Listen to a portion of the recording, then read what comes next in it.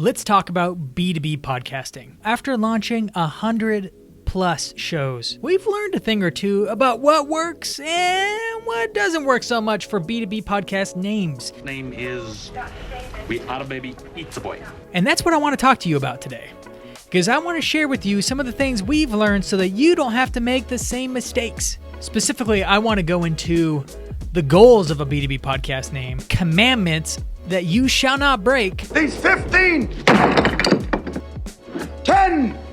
commandments. And the 4 formulas that you can follow to have a great podcast name. It won't steer you wrong, I promise. Just stick to the formulas. Let's take a look. So if we look at the 3 goals of a B2B podcast name, we could start off with the fact that it just needs to be clear what the content's about to your ideal buyer. Because if they see the name and they're just a little bit confused, they're just going to keep on scrolling. I don't get it. If they see it in an email, they're not going to click it. I still don't get it. And if someone mentions it to them, they'll be like, oh, okay. But if it's clear and they understand the value that's in the content,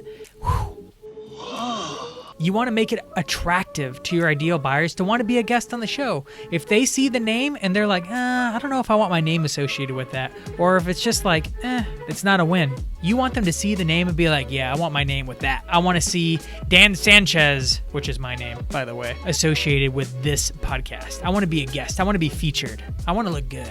But these are my recreation clothes. That's what you want your ideal buyers to think when they see the name. The 3rd goal is making it search engine friendly. Podcast discoverability isn't the best. You got to take every shot you got. And one of the shots you have to getting people to discover your podcast is when they're searching in the podcast app, whatever it is for them. It might be Apple Store, it might be Google, it might be Stitcher, it might be Spotify, whatever it is. They search for things in the same way. They found me. I don't know how, but they found me. And they often use the same types of words. What words are they searching to find but other people like them, right?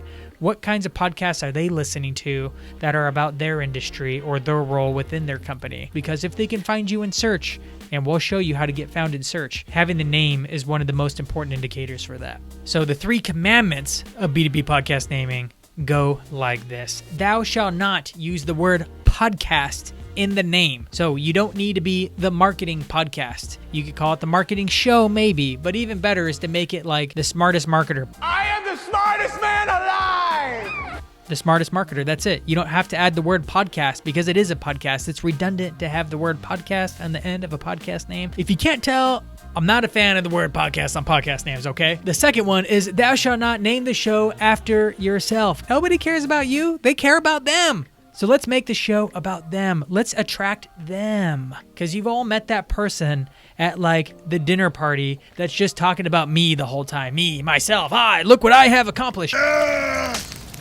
Look what I have created. Don't be that guy.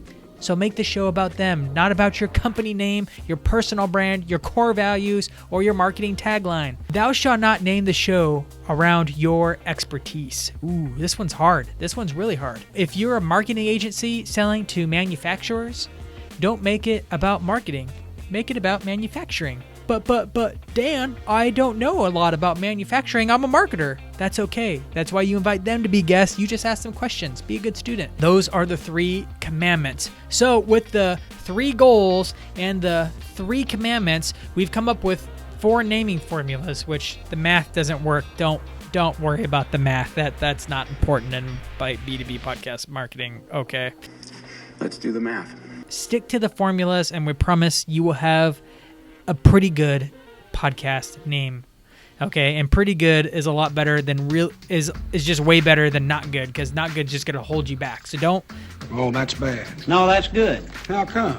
Don't break the commandments. Stick to the goals. Here's the formulas. The first one is your ideal buyer's industry with your ideal buyer's role. Some examples of this are the healthcare CFO, the hospitality executive, the SaaS founder, the B2B sales leader.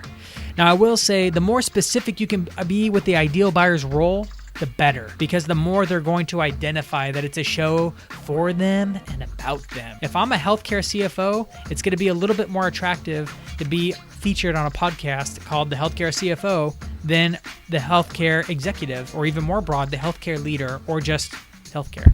The more specific you can be, the stronger the name will be. You up. Let's also look at the primary activity your ideal buyer is responsible for. If you're a real estate agent, the selling homes. That's the podcast name.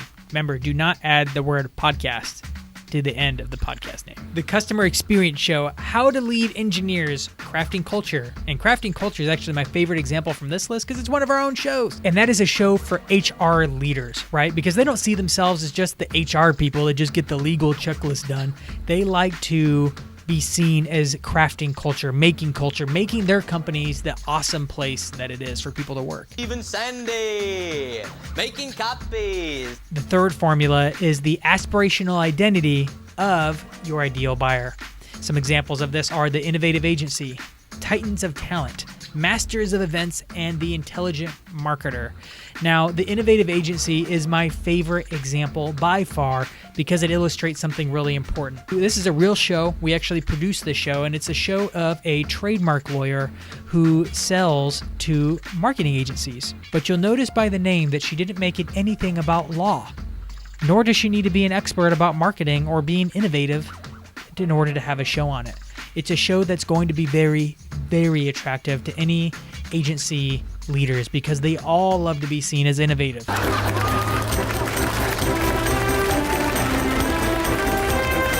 Shoot, I work for a podcast agency now, and I would love to be on this show. So if you're watching this right now, call me. And the last formula is vilifying the enemy of your ideal buyer. Now, as much as you might hope it is not your competitor, okay? The enemy is not your competitor. Do not name it after your competitor. That would be bad.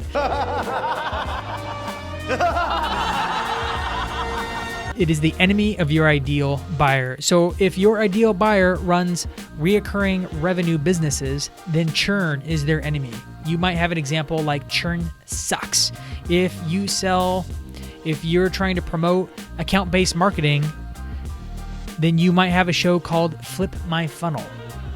If you have a content marketing podcast, you might have a show called Stop the Noise. And if you are into chatbots or conversational marketing, then forms are the enemy. No more forms might be the name of the show. So this one's a little bit harder, but it is really fun to come up with names in this. You might want to sit down with the pen and paper and think about all the things your ideal buyer hates dealing with, all the things that keep them up at night, all the things they worry about or make them anxious. No more this sucks, defeat this, overcome that, beyond this, whatever this is, the enemy, but try to vilify the enemy.